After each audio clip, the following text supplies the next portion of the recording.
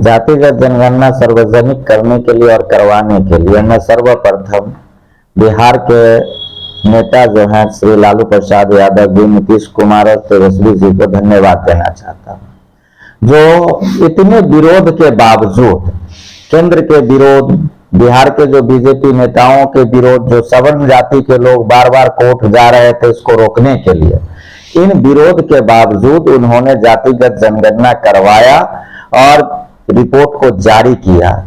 ये बहुत ही प्रशंसनीय कदम है। बिहार के लिए आज ऐतिहासिक क्षण है।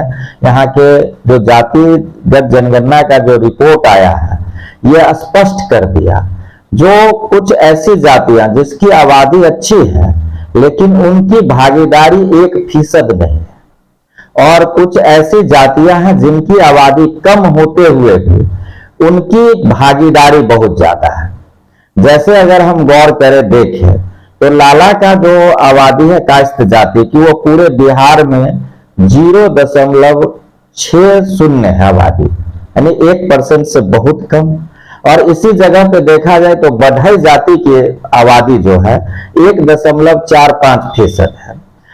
बिहार में बढ़ई जाति से सांसद को छोड़ दिया जाए, एक एमएलए तक नहीं है, लेकिन लाला से कई एमएलए हैं, कई सांसद हैं, और ये लोग बार बार दावा ठोकते हैं कि हम चीफ मिनिस्टर भी हो सकते हैं। तो आबादी को आज अगर देखा जाए राजनीतिक परिदृश्य में, तो कम आबादी वाले सत्ता सुख भोग रहे हैं और ज्यादा आबादी वाले जो है वो सत्ता के दहलीज पे कदम नहीं रख पा रहे हैं। कुम्हार की आबादी 1.5% है, उसकी कहीं भागीदारी नहीं है। तो ये अभी तक जो भारतीय जनता पार्टी के द्वारा और यहाँ के सवर्ण जातियों के द्वारा जो भ्रम फैलाई जाती थी, वो आज स्पष्ट हो चुका है।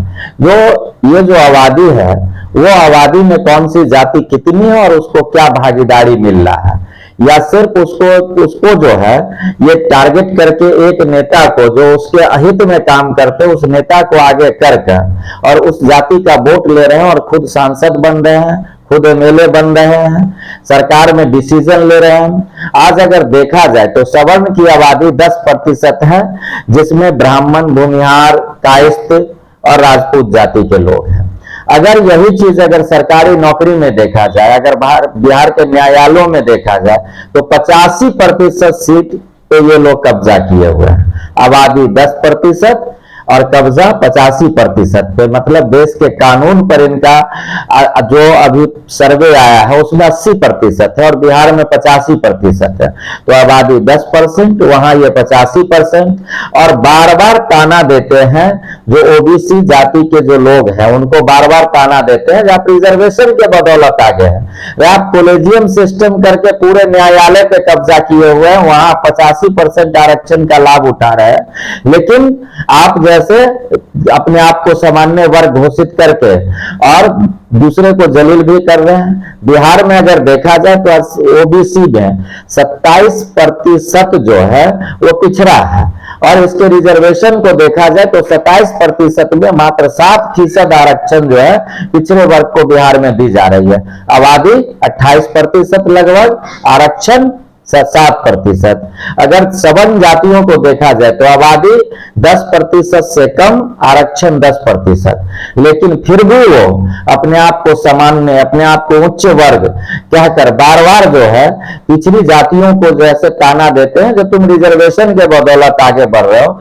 साहब 28% आबादी, 7% रिजर्वेशन, ये जो अन्याय हो रहा था अभी तक पिछड़ा वर्ग के साथ, ये जातिगत जनगणना आने के बाद पिछड़े वर्ग के लोग अपने अधिकार को मांगेंगे। तो भाई हम अगर 28% हैं तो हमको 28% हिस्सेदारी मिलनी चाहिए। ये 10% है तो इनको 10% मिलनी चाहिए। हम उनका अधिकार आज तक न खाए न आगे खाने की बात करेंगे, लेकिन पिछड़े वर्ग को जो आबादी है उसके अकॉर्डिंग उसको मिलना चाहिए, उसको अधिकार मिलना चाहिए। अगर देखा जाए तो 17% मुसलमान है, इनको भी आर्थिक आधार पे, जाति के आधार पे इनका भी जनगणना हो चुका है। इसमें भी कई पिछड़े वर्ग में है, कुछ अति पिछड़े वर्ग में है, कुछ जनरल में है। जैसे 15.5% जो दिखाया जा रहा है रिपोर्ट, उसमें 5.5% जो है मुस्लिम आबादी है।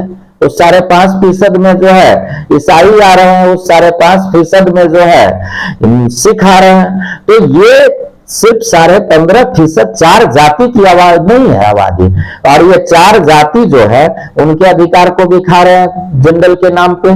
कहते हैं जनरल में हम 4 ही हैं, जबकि अगर उनसे पूछा जाए कि मुसलमानों में जो 6 जाति, आप कितना आरक्षण दे रहे हो उसको, तो वहां पे ये चुप हो जाएंगे क्योंकि रिजर्वेशन ही नहीं दे रहे हैं। इनसे पूछा जाएगा कि ईसाइयों को क्या रिजर्वेशन दे रहे हो, तो कहेंगे अल्पसंख्यक में भाई, उसको रिजर्वेशन की क्या आवश्यकता है। तो अल्पसंख्यक में डाल के और कोई रिजर्वेशन नहीं दे रहे हैं, तो वो जो ठग रहे हैं। तो अब ये जो रिपोर्ट आई है जातिगत जनगणना का, तो उनको अधिकार देना पड़ेगा, सरकार किसी की होगी उनको अधिकार देना होगा। तो ये एक सराहनीय कदम है बिहार सरकार की, जो वो जातिगत जनगणना करवाया भी, रिपोर्ट जारी भी किया। अब ये पूरे देश स्तर पे जो है जातिगत जनगणना होनी चाहिए। अभी राहुल गांधी बार बार कह रहे हैं, जब हम 11 में जनगणना करवाए हैं, या तो आप उस रिपोर्ट को जारी कर दो या जातिगत जनगणना करवाओ, और नहीं तो हम रिपोर्ट जारी कर देंगे। यानी केंद्र सरकार से बार बार मांग की जा रही है। अभी मध्य प्रदेश में चुनाव चल रहा है, वहां कांग्रेस का चुनावी एजेंडा है, आज अगर हम सरकार में आएंगे तो जातिगत जनगणना करवाएंगे। उत्तर प्रदेश में जातिगत जनगणना की मांग चल रही है। तो ये देश स्तर पे अब लोग इसके लिए जागरूक हो गए हैं, जो हमारी जो आबादी है उसके अकॉर्डिंग हमको दिया जा रहा है या नहीं, और या फिर हमको कुछ नहीं देकर और बार बार प्रताड़ित किया जा रहा है। तो हम ये प्रताड़ना क्यों सहे। हमारी जितनी आबादी है उतना हमको अधिकार दे दो, और आप जितना आपकी आबादी है उतना ले लो। तो बिहार में आज के डेट में 10% जो 4 जातियां हैं, वो 50% जनरल सीट, 10% तो अपने आरक्षण वाले 60% सीट पे कब्जा जमाए हुए हैं। वो उस सीट को छोड़े या फिर आने वाले नौकरियों में इनको रोक कर, और पिछड़े अति पिछड़े जो मुसलमान और जो दलित हैं उनका जो सीट खाली है, उनकी जो हिस्सेदारी है, उस हिस्सेदारी को पहले भरा जाए, तब ये सामाजिक न्याय की बात होगी। इसलिए सामाजिक न्याय की पहली कड़ी में जातियों को गिनकर उन्होंने स्पष्ट कर दिया कि हम सामाजिक न्याय के पक्षधर हैं, लेकिन अब भागीदारी भी होनी चाहिए। आगामी लोकसभा चुनाव में जिसकी जितनी आबादी है उसके अकॉर्डिंग सीट का भी वितरण होना चाहिए, तब ये लगेगा कि इस जनगणना का जो है सही मायने में उपयोग हो रहा है।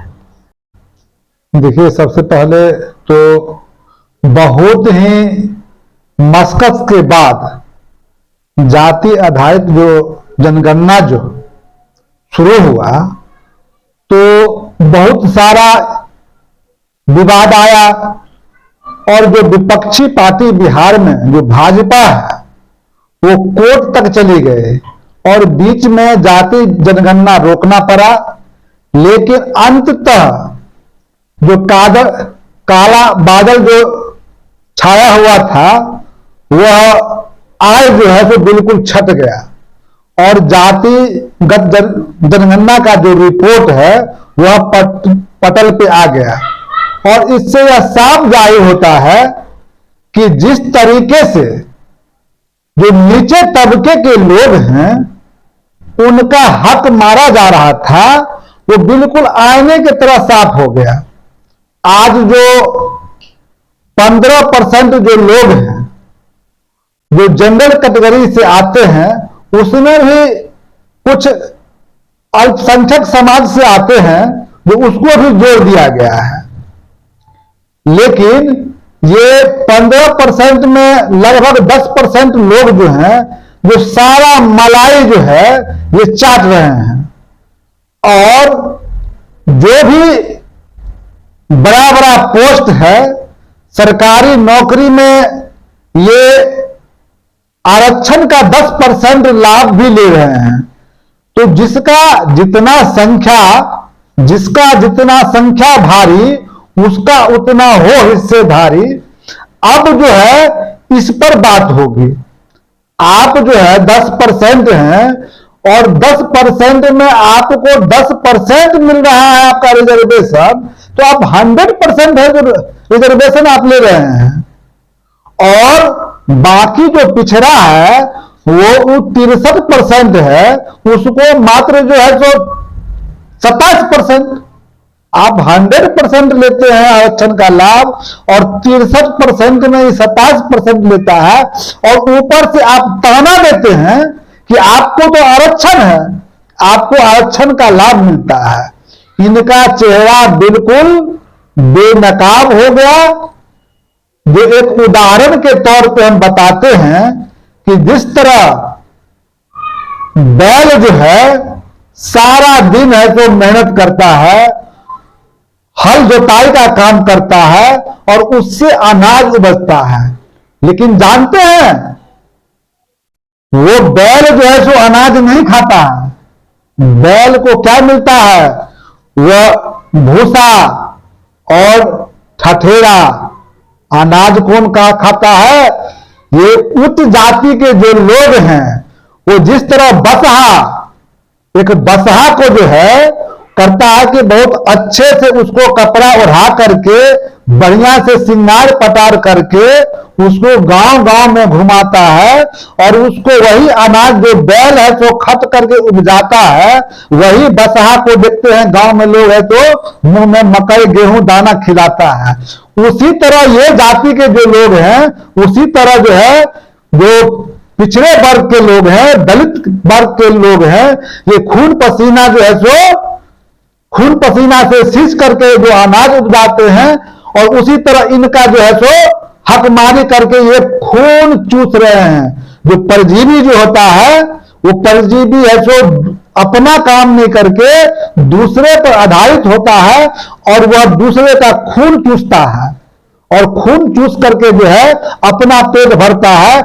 इसी तरह आज इनका चेहरा बेनकाब हो गया है कि संख्या इनका 15% और भागीदारी 100%। अब यह कतई नहीं चलेगा। लोगों का आंख अब खुल गया है। पहले लोग यह कहते थे कि हम 85% हैं, लेकिन निश्चित तौर पे अब यह रिपोर्ट आने के बाद यह क्लियर हो गया ये कौन जाति कितने % है। तो अब इनका आने वाला समय में इनका पत्ता बिल्कुल साफ हो जाएगा, और निश्चित तौर पे आगे भी जो राज्य है वह लोग भी अब जातिगत जनगणना कराने पर विचार कर रहे हैं, और मांग भी हो रहा है। कुछ ऐसे पार्टियां भी हैं जो घोषणा कर रहा है कि हम भी चुनाव में अगर जीतते हैं तो हम भी जातिगत जनगणना कराएंगे। अब केंद्र का भी सवाल बनता है कि आने वाला लोकसभा चुनाव में ये जातिगत जो जनगणना का मुद्दा है बहुत जोर शोर से उठेगा, और इसका निश्चित रूप से बहुत बड़ा प्रभाव पड़ेगा, क्योंकि आपका जितना संख्या है आपको उसी तरीका से आपको सरकारी नौकरी हो या MP MLA हो, आपको उसी तरीका से भागीदारी मिलेगी। अब हमारा हक आप नहीं खा सकते हैं, ना आपको हम खाने देंगे।